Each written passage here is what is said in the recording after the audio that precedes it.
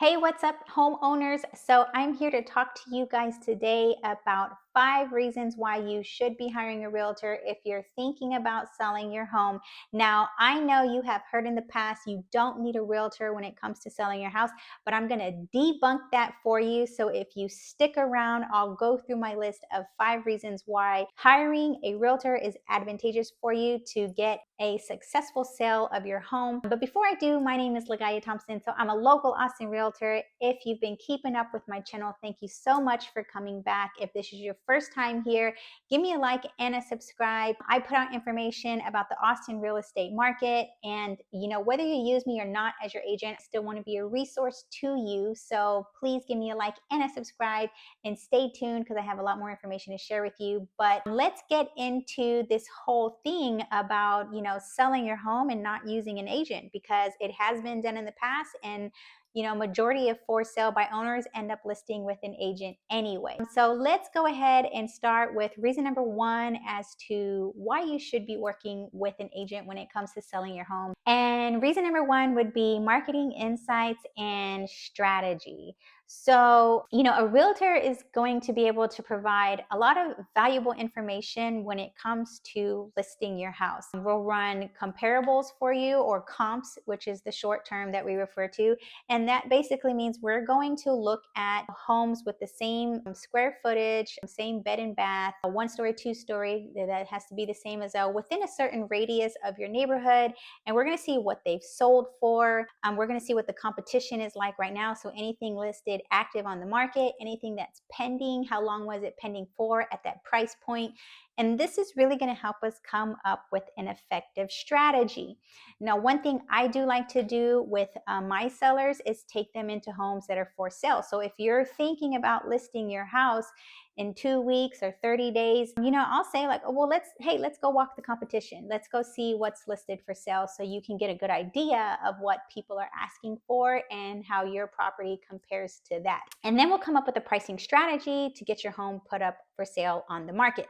Now, at the end of the day, it's just guidance and it's just advice. So if you have a particular number in mind, you have the final say of what the property gets listed for. You can do whatever you want when you name your price, but the realtor is just going to be there to just guide you and let you know, hey, you might be testing the market at this point, or, I think this is a great number and I think it'll sell quickly. So that's the first point in hiring a realtor, is just having the expert market insights and strategy when it comes to listing your home. Okay, tip number 2 is the targeted marketing and exposure.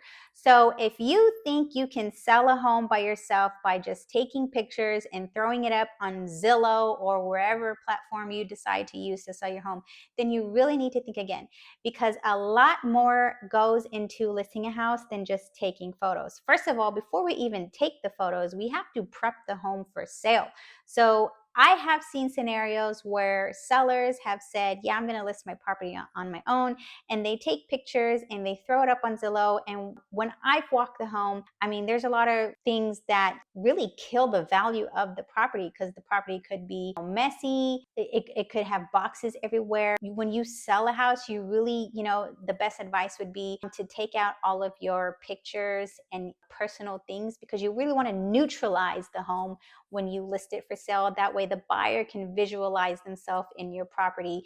But if you're a seller and this is your first time listing your house and you didn't know that, and you just took pictures as is and listed it thinking your house is going to sell itself, well, it's a little bit more than that. If it's vacant, you also want to look at staging your home, because staged homes sell a lot faster than unstaged homes. Other things that you want to think about is like, what type of home do you have? Because you could be living in a very unique property in your neighborhood. I'll give you an example. I listed a home that was a 1-bedroom, 1-bathroom home in a neighborhood surrounded by 3-bedroom, 2-bathroom homes. Now, I helped the buyer buy this house when she first moved to Texas, and then 2 years later, she decided she wanted to move back to where she was from. So when I went to go list her home, we had to be very strategic about how we were marketing the property, because we had to take into consideration that it was a 1-bedroom, 1-bathroom home surrounded to buy homes that were 3 bedrooms, 2 bathroom homes. And yes, we were able to get the home under contract within 30 days, but it was the strategic marketing that we put in place. And when it comes to strategic marketing, there's other things that your agent will do other than just throw the home online and sell it. So for example, I door knock. So when we have open houses, I will knock on the neighbor's door and I will say, hey, your neighbor just listed their home for sale. And we're going to be hosting an open house. I'd love for you to come by, check it out. Or, do you know anyone that wants to move into the area? You would be surprised. Sometimes they'll say, oh, actually, my cousin's moving here and they want to live close to me, or my daughter's looking for a home, or my coworker's looking for a home. You'd also be surprised that there's people who rent in the neighborhood that want to own a home in the neighborhood. So that's just another way to expose your property. Not only do I door knock, but I'll cold call neighbors in other neighborhoods as well to say, hey, this listing just came up in your next neighborhood over. In addition to all of that, there's the social media aspect of it. So social media is key now when it comes to selling a house. A lot of buyers will go to social media, and a lot of agents will also go to social media when they're looking for properties for their buyers. So, if you don't have a social media presence and you don't understand how social media works, listing your house for sale on social media could be a bit of a challenge for you. Again, reason number 2, the targeted marketing and the exposure. And then reason number 3 is the qualified buyer identification and negotiation skills. So negotiation skills is key when it comes to listing your home. And also when it comes to accepting offers, not every buyer is qualified. And let me explain. So when I receive offers on a listing, if the buyer is using a lender, who is the lender? I want to call the lender, and I will call the lender and I will ask my questions that I like to ask to find out, is this buyer well qualified, or could we take a chance on a buyer that might not even get approved for a loan? There's also scenarios where buyers want to submit a cash offer. Okay, well, show me your proof of funds. And if funds are being gifted to you, I need to make sure that we know all of these things, because those will make a difference when it comes to sitting at the closing table and making sure that we can actually cross the finish line. Also, at times, there's buyers that are going to want to put over asking offers on a property just to lock it up, and they have no intention of paying over asking on a property. So what they'll do is they'll go into option period, and then once we get to option period, they're going to want to talk the property down on the price. And if you don't go down on the price, well, then they're in the option period and they can walk away and get their earnest money back, right?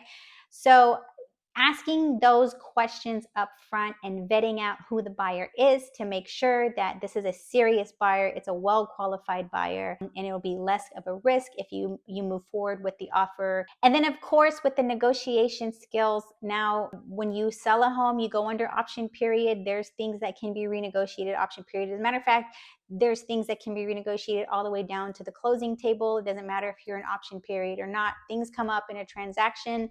And so you just want to make sure your realtor that is representing you is not just going to give your money away and say, yeah, let's go ahead and get it done so we can close. No, at the end of the day, you want to make sure that things are reasonable and that you are getting the most profit that you can get within the sale of your home. And if you have an agent that's just going to go ahead and give away your money on your house, well, that's going to eat into your net proceeds. So just make sure you have someone that is a good negotiator for you that can help you identify who a strong buyer is when it comes to accepting offers on your property. And reason number 4 would be legal expertise and transaction management. So when it comes to selling a house, you need to disclose. So if you know something about your property, it has to be disclosed. And there are forms that you fill out when you disclose everything on your property. And your agent will help guide you through that part of the process and making sure you disclose what needs to be disclosed. And then there's also an insurance that you can purchase when you go to sell your home.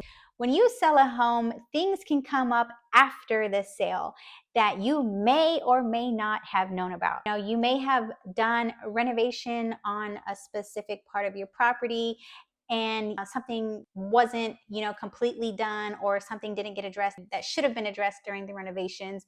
And something could happen after you close on the home. And the new buyer is going to come after you and say, hey, you didn't disclose this, or this wasn't completed correctly. And they're going to try to take you to court. So there are insurances that do protect you after the sale of your home that you can purchase. But it's just really important that if you've done any inspections on your house, or if you know of anything in your property, that you just put it out there and disclose it.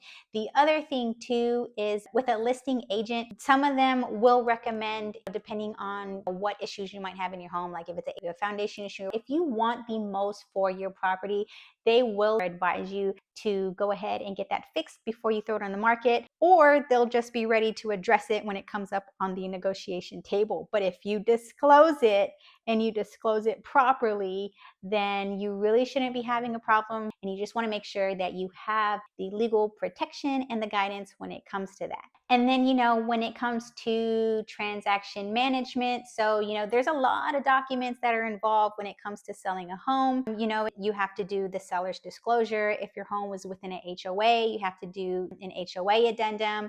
If your home is in a flood zone, you have to disclose that. If your home is in a historical district, you have to disclose that.